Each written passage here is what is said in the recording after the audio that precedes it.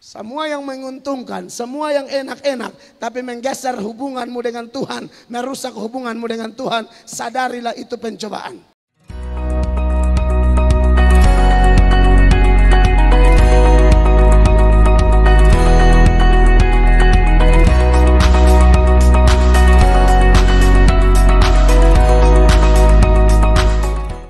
Ada perbedaan antara pengujian dan pencobaan.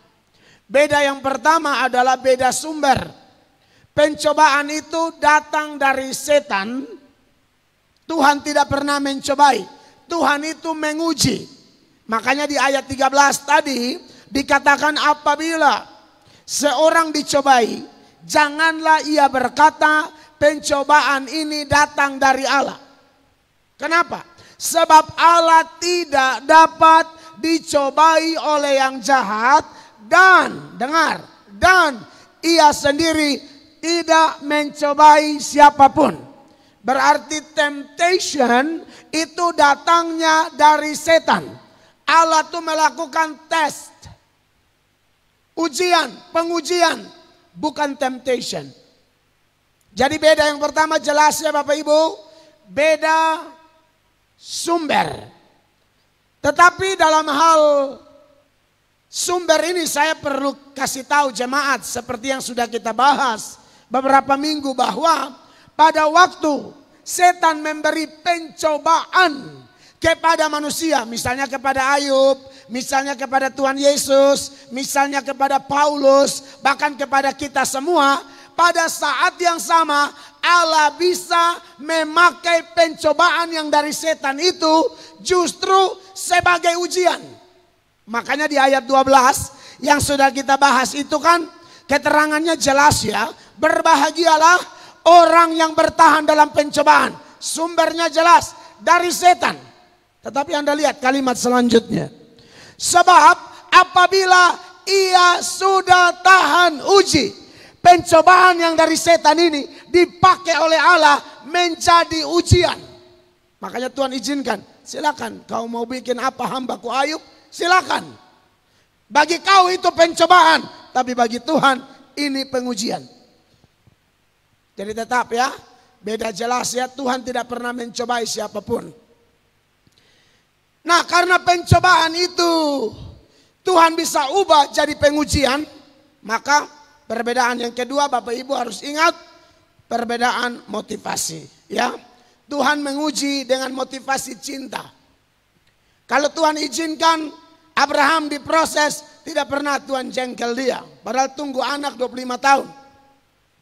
Kalau Tuhan izinkan ada duri di dalam daging Paulus, percayalah bukan Allah jengkel atau benci Paulus. Bahkan sampai hari ini pun kalau ada jemaat orang percaya yang karena imanmu, karena cintamu dan ketaatanmu kepada Kristus, engkau mengalami berbagai-bagai duka.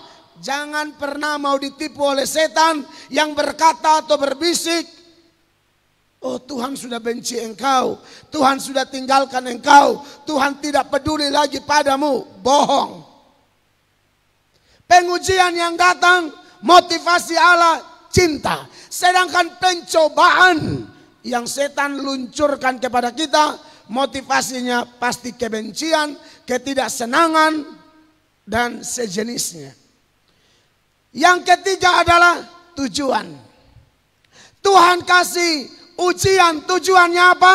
Supaya kita naik kelas dalam iman, supaya kita tambah dewasa, supaya kita tambah hidup kudus, supaya kita tambah setia, supaya kita tambah diberkati.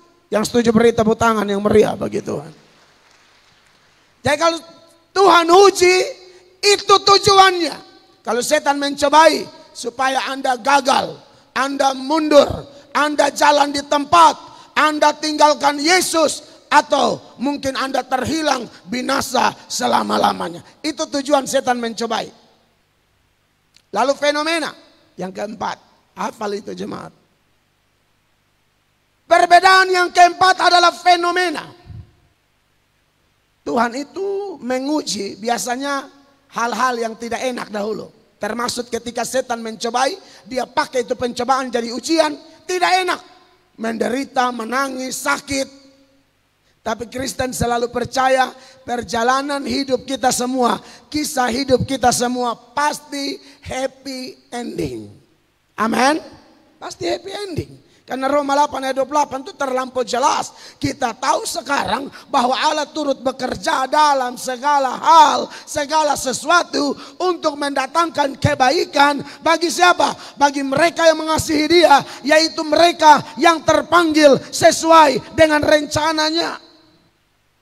Pasti happy ending. Makanya Anda lihat Daud sakit-sakitan. 13 tahun diproses. Dikejar-kejar, mau ditombak, mau dibunuh berkali-kali. Nyawanya terancam 13 tahun kurang lebih. Sama kayak Yusuf. Itu namanya ujian. Setan menganggap itu pencobaan. Setan menyerang dengan tujuan. Kalau bisa Saul mati, kalau bisa Daud mati, kalau bisa Yusuf mati, kalau bisa Ayub mati, kalau bisa Sadrak, Mesak, Abednego mati, kalau bisa Daniel dimakan singa. Itu setan tuh. Setan berharap singa betul-betul makan Daniel, tapi dia lupa yang kendalikan mulut singa Allah pencipta langit dan bumi. Jadi pasti aman, terkendali lah. Amin, saudara-saudara. Jika saudara diuji, pada saat yang sama setan manfaatkan itu jadi pencobaan atau sebaliknya. Pada saat setan mencobai, Tuhan manfaatkan itu jadi pengujian. Tapi ada satu fenomena di mana setan bekerja biasanya melalui hal yang indah-indah, yang enak-enak, yang manis-manis, yang bagus-bagus, yang cepat jadi, ya. Kerja uang banyak, tapi Anda tidak boleh beribadah. Kadang-kadang setan tahu itu bukan berkat, itu pencobaan. Ada jemaat Tuhan di tempat ini pintar. Jemaat yang begini nih jemaat bagus. Dia tahu siapa gembalanya dan dia tahu apa fungsi pemimpin di gereja. Fungsi pemimpin itu Ibrani 13 ayat 17. Sama-sama baca. 1, 2, 3. Taatilah pemimpin-pemimpinmu dan tunduklah kepada mereka. Sebab apa? Mereka berjaga-jaga atas jiwamu sebagai orang-orang yang harus bertanggung jawab atasnya. Dengan jalan itu mereka akan melakukannya dengan gembira, bukan dengan keluh kesah. Sebab ia tidak akan hal itu tidak akan membawa keuntungan bagimu. Datanglah seorang bapak, ada tawaran kerja dari satu orang non-Kristen, gaji lumayan, kerja sampai hari Minggu tidak boleh gereja. Tanya kepada saya tidak jelaskan panjang lebar lagi karena jemaat setia. Saya bilang tolak, selesai. Tahu saya beta jelaskan deh, hari-hari jelaskan, tolak. Langsung beliau pergi, tolak. Nah, ini jemaat bagus. Itu pencobaan tuh. Masa kerja sampai tidak bergereja. Setiap hari Minggu tidak akan ada gereja. Saya sampai di Sydney, saya dan istri. Datanglah orang-orang Indonesia dan share itu kepada kami. Ya gimana kita nggak bisa gereja, bla bla segala macam. Kita soalnya weekend itu pendapatannya lebih besar. Sabtu Minggu itu bisa double. Saya bilang itu dari setan. Semua yang menguntungkan, semua yang enak-enak, tapi menggeser hubunganmu dengan Tuhan, merusak hubunganmu dengan Tuhan, sadarilah itu pencobaan. Engkau yang belum nikah, hai gadis-gadis Kristen, datanglah cowok tampan tinggi, mapan. Tapi dia bilang kalau mau dan beta tinggalkan Yesusmu. Ikut agamaku. Ini berkat atau pencobaan? Ya, cerdas. Tolak. Tampan gagah nih kalau keturunan ini rubah betul-betul. Kau akan rubah dari atas sampai bawah. Haleluya. Iya, rubah. Bertuhan, rubah selalu dari bawah ke atas. Itu pencobaan. Pokoknya yang indah-indah, yang enak-enak, yang bagus-bagus. Tapi ujung-ujung menghancurkan setan. Tapi yang sakit-sakit itu biasanya dari Tuhan. Makanya ada pepatah bilang apa? Yang manis jangan terlalu cepat ditelan dulu.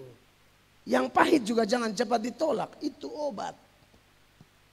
Itu 4 perbedaan yang tidak boleh Anda lupakan seputaran pengujian dan pencobaan. Sumber, motivasi, tujuan, fenomena.